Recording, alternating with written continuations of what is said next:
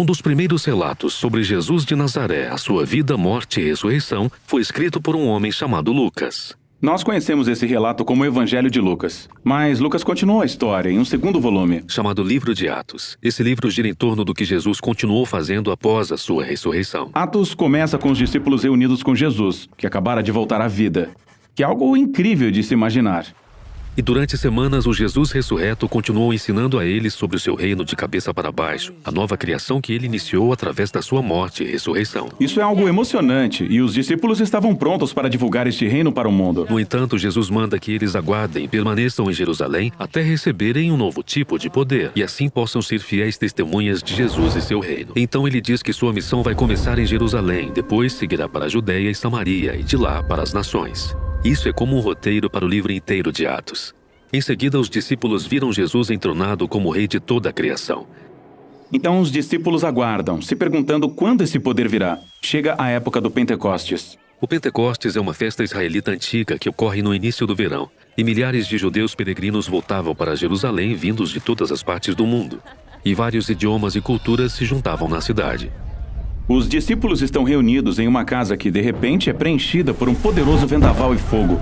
O fogo se reparte em línguas de fogo que pairam sobre a cabeça das pessoas. Mas o que é tudo isso? Lucas está tocando num tema repetido do Antigo Testamento. Quando Deus se manifestou de forma parecida no Monte Sinai, ele fez uma aliança com Israel e lhe deu os 10 mandamentos. Mais tarde, quando a glória de Deus se manifestou na forma de uma coluna de fogo, ela preencheu o tabernáculo quando Deus veio habitar entre eles. Mas era somente uma coluna de fogo, não muitas. Isso mesmo, Lucas está apontando um fato importante aqui. Essa é a presença pessoal de Deus do templo, o Espírito de Deus que foi predito pelos profetas de Israel.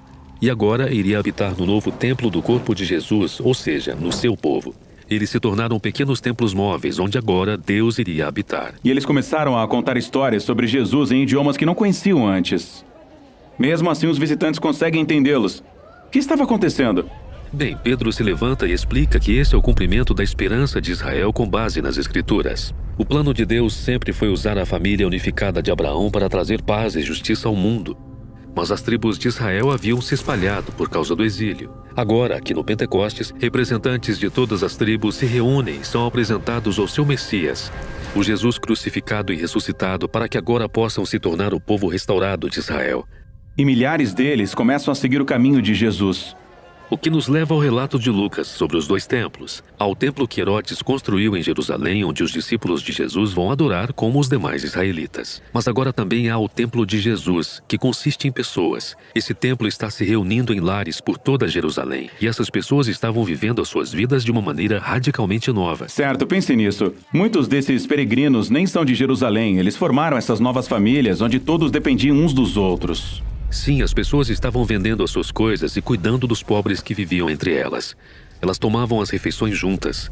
Elas faziam suas orações diárias juntas. Elas estavam aprendendo com os apóstolos o que significava viver como se Jesus fosse o verdadeiro rei do mundo. E deve ter sido emocionante. Mas nem tudo é diversão e brincadeira.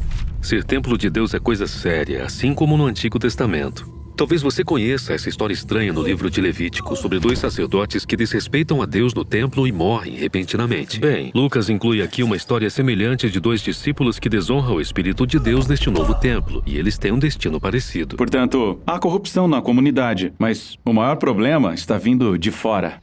Sim, do outro templo. Os seus líderes se sentem ameaçados por esse novo movimento messiânico e por isso prendem os apóstolos.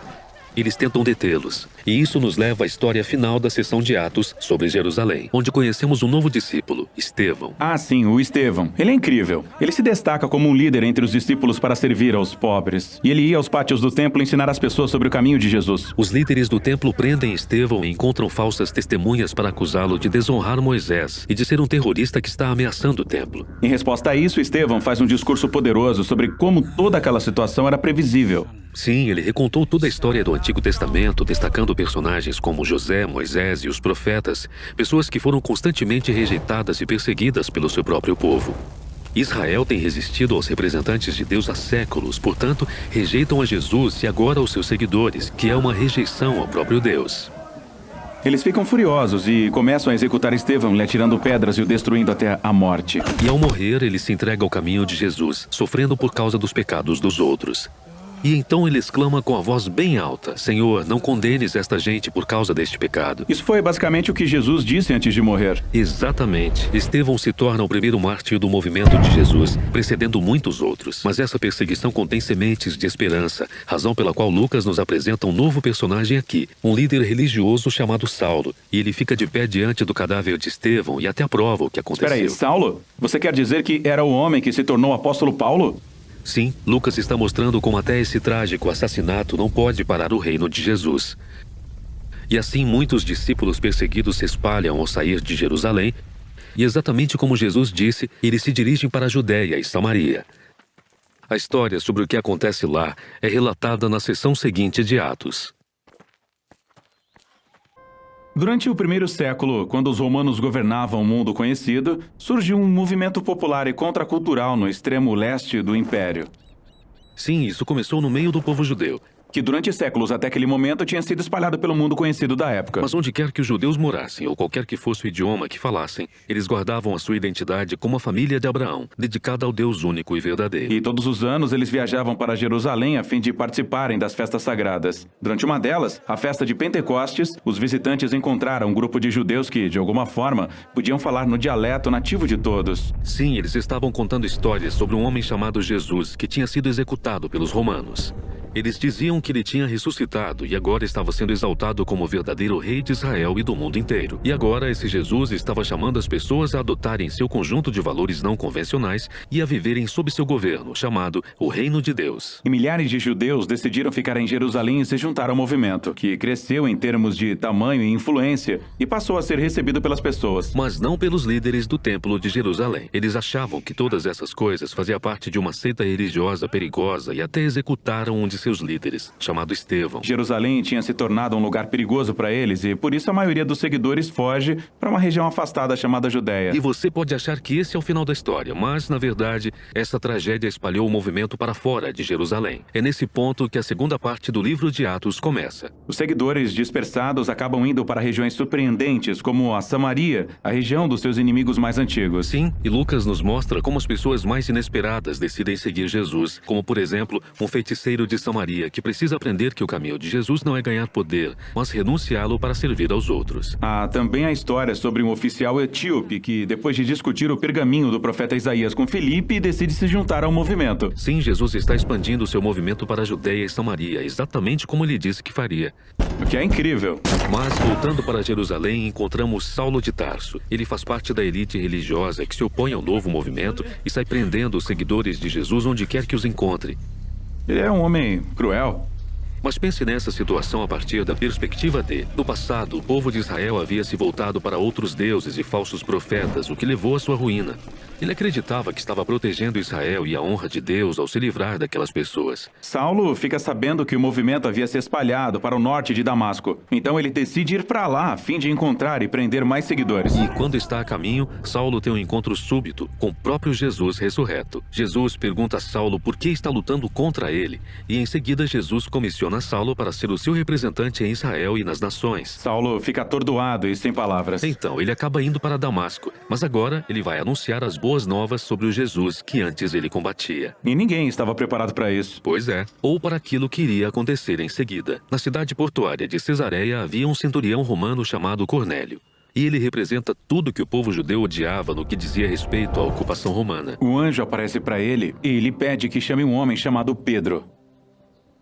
Então, Pedro vai à casa de Cornélio, onde os amigos e a família do centurião estão reunidos. Sim, e isso é um escândalo. O povo judeu não entrava em um lar que não fosse judeu para evitar a impureza ritual.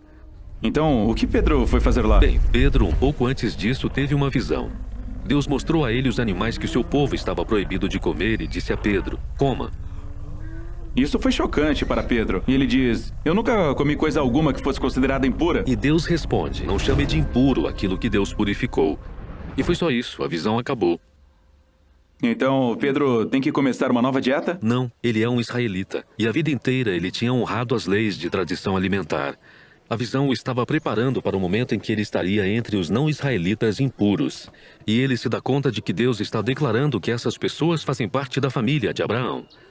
E por isso Pedro decide ficar e falar com eles sobre Jesus. Então o Espírito Santo se manifesta assim como em Pentecostes, mas agora é para um centurião romano e sua família não judia. O movimento eclodiu. Agora de volta a Jerusalém, Pedro está contando para os outros apóstolos o que tinha acontecido. E eles recebem relatos sobre mais pessoas que não judias e estão seguindo Jesus na grande cidade comercial do norte, chamada Antioquia. Então eles mandam um homem lá, chamado Barnabé, para ver como estavam as coisas. Barnabé encontra o movimento de Jesus ativo e sem problemas em Antioquia e descobre que ele é composto por pessoas do mundo todo. Então Barnabé recruta Saulo para trabalhar com ele por um ano em Antioquia. Eles estão ensinando, vivendo entre as pessoas de lá e vendo o movimento crescer. A igreja em Antioquia foi a primeira comunidade internacional de Jesus e foi onde pela primeira vez os seguidores de Jesus foram chamados de cristãos, os que são de Cristo. E desse modo, o caminho de Jesus passou de um grupo de judeus messiânicos em Jerusalém para um movimento multiétnico de Jesus que estava se espalhando pelo mundo. A fé deles era a mesma. O movimento estava centrado nas boas novas sobre o Jesus crucificado, que é o rei de todas as nações. Mas essa mensagem e seu novo modo de vida eram confusos e até ameaçadores para o cidadão romano comum que vivia ao redor deles. E veremos a seguir o conflito resultante, à medida que esse movimento se torna global, ou como Jesus disse, até os confins da terra. Durante o primeiro século, a maioria das pessoas à volta do mar Mediterrâneo vivia em cidades com alta densidade populacional, todas governadas pelo Império Romano. Cada cidade tinha uma mistura de culturas, etnias e religiões.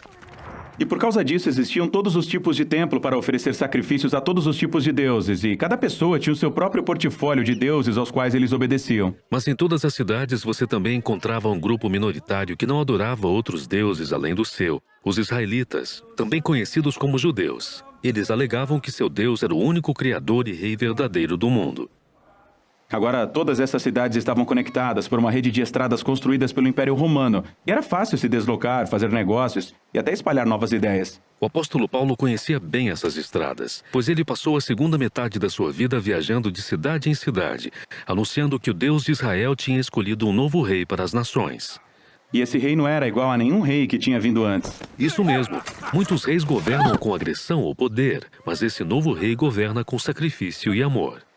O nome dele é Jesus, e Paulo é seu mensageiro, e ele está convidando todas as pessoas a viver sob a autoridade desse rei. As histórias das viagens de Paulo e como as pessoas recebem essa mensagem são a terceira parte de Atos.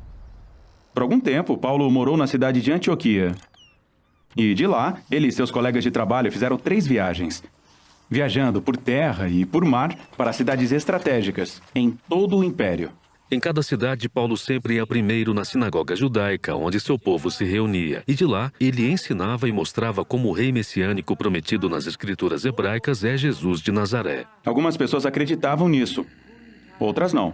E ainda outras achavam que essa mensagem era tão enganosa e perigosa que alguns incitavam tumultos para expulsar Paulo da cidade. E era depois disso que Paulo ia para o movimentado mercado da cidade. Ele montava uma loja onde fazia e vendia tendas de couro para cobrir suas despesas de viagem. E aqui Paulo continuava compartilhando com quem quisesse ouvir as notícias sobre Jesus, o rei ressuscitado. Muitas vezes ele era mal entendido, como se apenas estivesse promovendo um novo Deus. Uma vez ele orou por uma pessoa doente, e a pessoa foi curada, e todos ao redor pensavam que Paulo era um deus grego que tinha descido para visitá-los. Mas Paulo insistiu que há apenas um Deus verdadeiro, e ele era servo dele. Essa mensagem normalmente provocava oposição e tumultos, e ele era espancado e até jogado na prisão. Por que uma reação tão intensa? Bem, a adoração dos deuses mantinha a cultura romana. Eles acreditavam que os deuses mantinham sua cidade segura, e a adoração dos deuses no templo era uma grande parte da sua economia. Paulo não estava apenas acrescentando Jesus como um novo Deus na lista. Ele estava dizendo, todos os outros deuses são impotentes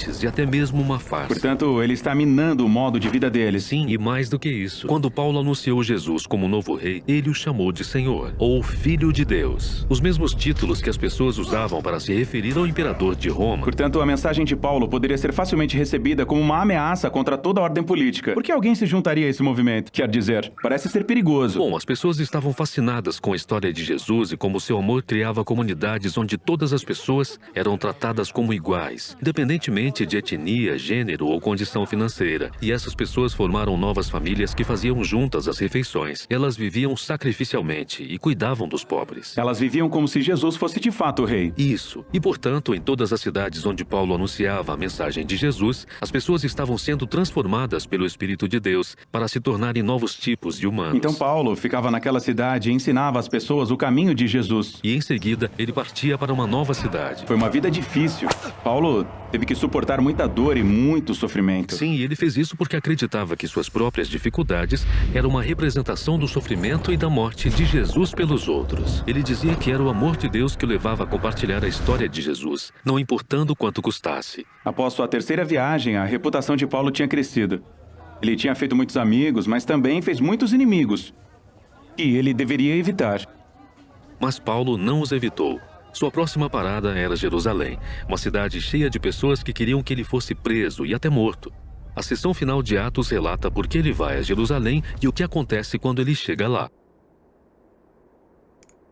Nós estamos explorando o livro de Atos, que foi escrito por um homem chamado Lucas, como uma continuação do Evangelho de Lucas. Atos começou com Jesus dizendo aos seus seguidores para espalharem as boas novas do seu reino. E eles começariam em Jerusalém e depois seguiriam para as regiões vizinhas, e de lá até os confins da terra. Agora, em Jerusalém, a sua mensagem foi recebida por muitos e contestada por muitos, principalmente pelos líderes do templo. Eles se escandalizaram com essa nova alegação de que toda a história de Israel tinha sido cumprida por meio da vida, morte e ressurreição de Jesus. Um desses líderes era um homem chamado Saulo de Tarso, que trabalhava sem cessar para acabar com o movimento, até que ele conheceu o próprio Jesus ressuscitado. E esse encontro transformou Saulo de inimigo de Jesus para o mensageiro do seu reino. E assim, durante anos, ele viajou pelo Império Romano usando o seu nome romano, Paulo, iniciando comunidades de Jesus por todo lado. E um dos maiores desejos de Paulo era que todas essas comunidades diversas se tornassem num povo unificado, independentemente das suas diferenças, judeu ou não judeu, homem ou mulher, escravo ou livre. Jesus estava criando uma família unificada de iguais, que viviam juntos sob seu governo. Isso nos leva à seção final de Atos. Voltando para Jerusalém, onde o movimento teve início, os seguidores de Jesus, que eram judeus, estavam passando por um período de seca e falta de alimentos. E Paulo tinha uma paixão tão grande pela unidade da igreja que começou um grande projeto de captação de recursos entre as diversas igrejas que tinha iniciado. Eles juntariam o dinheiro que tinham para que Paulo e um grupo de representantes pudessem levar esse presente, essa ajuda para Jerusalém. Mas Jerusalém já não era um lugar seguro para Paulo. Os líderes judeus de lá o detestam tanto que o querem morto. E Paulo sabia que estava entrando em uma armadilha. Todos os seus amigos imploraram para ele não ir, mas ninguém pôde detê-lo. Sim, porque Paulo arriscaria sua vida para levar esse presente? Ele não podia ter enviado outra pessoa? Bem, para Paulo isso era algo pessoal. Jerusalém era o lugar em que ele costumava participar do assassinato dos seguidores de Jesus, mas agora ele os serve. Lá também era o lugar em que o próprio Jesus tinha sido executado. E assim para Paulo seria uma honra sofrer ali, tal como o seu rei tinha sofrido. Paulo vai a Jerusalém e, como esperado, ele é encontrado pelos seus inimigos. Uma multidão se forma e eles tentam matá-lo. Porém, os soldados romanos salvam sua vida, levando-o sob custódia. Os líderes judeus acusavam Paulo de iniciar uma revolta contra Roma, mas não conseguiam provar isso. E os romanos não sabiam o que fazer com ele. Sim, eles podiam ver que Paulo não era um criminoso, mas sua afirmação de que um judeu crucificado é o rei ressuscitado do mundo continuava colocando Paulo em apuros. E assim, Paulo é transferido de um tribunal para o outro até exigir que o seu caso fosse julgado perante o tribunal de César em Roma. E assim, felizes da vida, eles o enviam para lá. Agora, ao longo desta sessão de Atos, Lucas, o escritor da história, retratou as provações e prisões de Paulo, de modo que se assemelhem às histórias anteriores das provações e prisões de Jesus. Lucas está apontando um fato importante. Quando o povo de Jesus segue seu caminho, suas histórias passam a se parecer com a história dele, que é linda, mas também tem um custo. No caminho para Roma, o navio que transportava Paulo foi atingido por uma tempestade violenta e todo mundo entrou em pânico. Menos Paulo. Ele está sob o convés, oferecendo uma refeição, assim como Jesus fez na noite anterior ao julgamento. Paulo abençoa e depois parte o pão, assegurando que Deus está com eles em meio àquela tempestade. No dia seguinte, o navio bate contra as rochas e se parte, mas todo mundo chega em segurança em terra firme. O que é incrível, mas Paulo não se livrou dos problemas. Ele é levado para Roma e colocado em prisão domiciliar. Mas isso nem foi tão ruim. Em sua casa, ele pôde hospedar grupos de judeus e não-judeus e compartilhar com eles as boas novas sobre Jesus, o rei ressuscitado. E isso é uma atitude ousada, especialmente em Roma, o centro do poder onde César governa o mundo como rei. Sim, você tem o reino alternativo de Jesus de cabeça para baixo, agora crescendo no coração do império mais poderoso do mundo, através do sofrimento de um prisioneiro. E com esse contraste entre reinos, Lucas termina sua história. Essa é uma ótima imagem, mas a história deveria falar sobre a mensagem se espalhando pelos confins da Terra. Então ela não deveria continuar? Claro, Lucas deixou a história em aberto de propósito, para que seus leitores saibam que a história não acabou e que podem participar do reino de Jesus que até hoje ainda está se espalhando.